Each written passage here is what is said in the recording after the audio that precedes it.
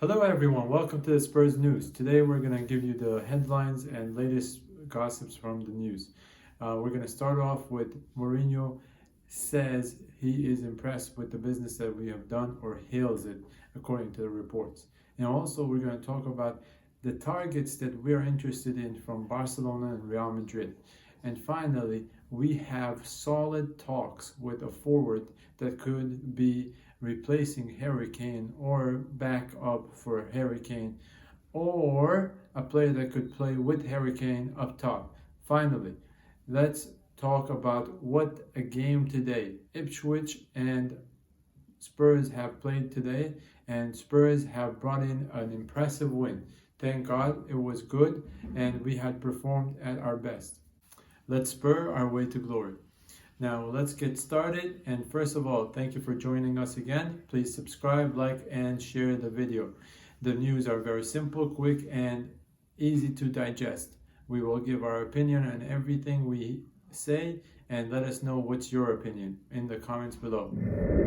Mourinho says he's impressed with the business that Daniel Levy has made for the club. So I think this is a statement that is rather, to say, diplomatic more than anything else. At the Spurs News, we don't think we made great business yet. It was an okay window for us this far. We didn't let's say, allocate enough resources to bring in the players that we need, such as a right back or a creative midfielder or a backup for Harry Kane. These are pain points that everyone knows that haven't been addressed for a couple of seasons now. Okay, Clark has played today, and he has shown some of the qualities he had. He was on loan for a couple of teams or a couple of clubs, and today he showed that he's a quality player, but we don't think he will be competing for any first team positions yet. And we think it would be best for him and for the club that he goes on loan for another year somewhere in the championship, or another club that could be using his skills and abilities. Let us know what you think. Do you think we should keep him at the club and try to play him in the first team?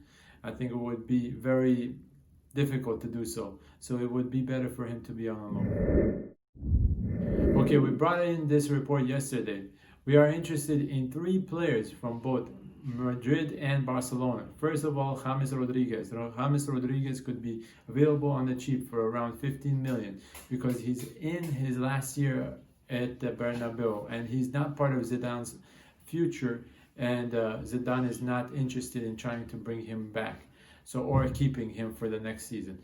Now they could cash in on him and he would be available for as low as 15 million or lower. So we also have 2 players from Barcelona that we could land, which are Felipe Coutinho, and then the other player is also Rakitic. Now we've spoken about both players.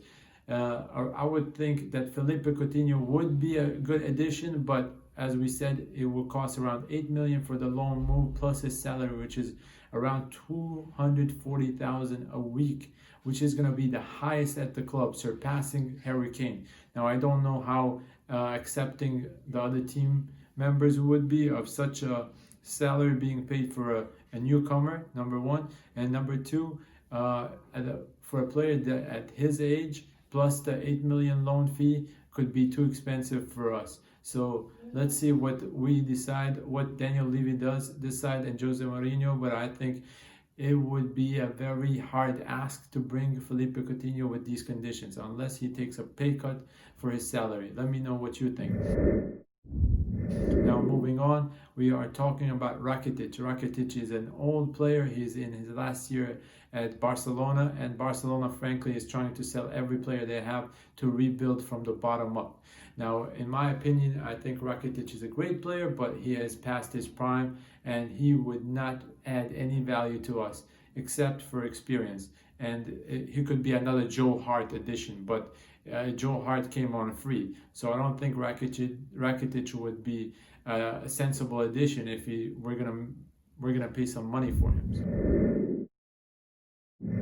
Okay, Gelson Fernandez. We've spoken about him many times, and he's on loan at our club right now. I don't think that is a player that we should keep, because given the valuation that his club has for him and the performances he had put in at Spurs, we think at the Spurs News we should not sign him. He's not a good addition. He's nothing special for us at this moment. He's a good player that could develop into a phenomenal player, but at this time and with the conditions we're living right now, Fernandez would not be a good or sensible addition to the team. Okay, talks of the season, or let's say the signing of the season, if this happens. Milik is finally having a preliminary talks with Tottenham Hotspurs. This is a report that came out today. We have been crying for a forward for the past 3 seasons. We need somebody that can come in and fill the shoes of Harry Kane, because he gets injured almost consistently every season, and we have nobody to replace him or fill in his shoes. Now, we have been in talks with Callum Wilson. This is not yet happening. And then we have had a preliminary talks with Milik, and he could be on his way to join us finally. Now, that being said, he had scored 14 goals for Napoli, but Napoli did upgrade and bring someone else from the Ligue 1, Osimhen, and he was a target for us at the beginning of the transfer window. Now, Napoli are trying to cash in on Milik because they want to finance the deals that they had made at the beginning of this transfer window. Let me know what you think about Milik. Is that a sensible move, or should we go for Callum Wilson? Which one would you prefer? Okay, Mourinho did speak about one of our targets, the right back, Max Aarons.